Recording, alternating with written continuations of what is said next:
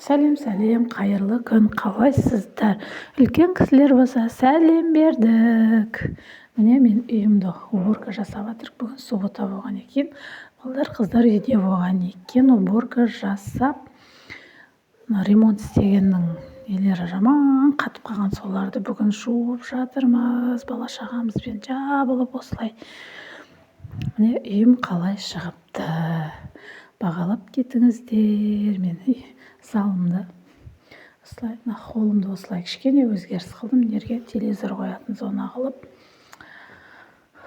осылай. Мынау спальняның есіктеріңізге ма бәрі жасыл еді, там розовый, бәрін бір светке ауыстырып, телевизорды осы жаққа спальняге балдар жаққа ауыстырып қойдым.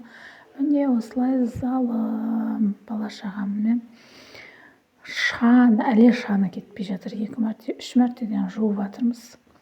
Осылай шанандай басылмай жатыр ғой. Одан кейін красклейтін боламыз. Жуып тазалап болған екен.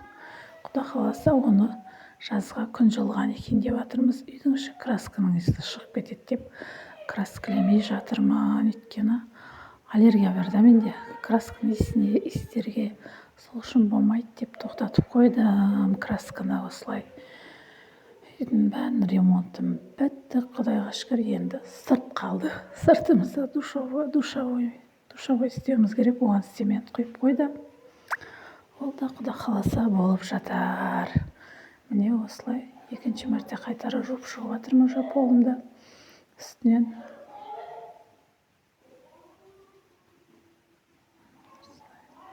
Толық залымның көрінісі осылай. Батареялардың бәрі қатып қалған. Соның бәрін қырғышпен кетіріп жуып аламын. Өйткені жумасам ағал-сағал болып тұрады екен. Қатып жаман көрінеді екен. Соны отырып қырып жуып жатыр. Әйел адамның майда шүйде тірліктері бітпейді осылай үйдің ремонты. Бағалап кетіңіздер.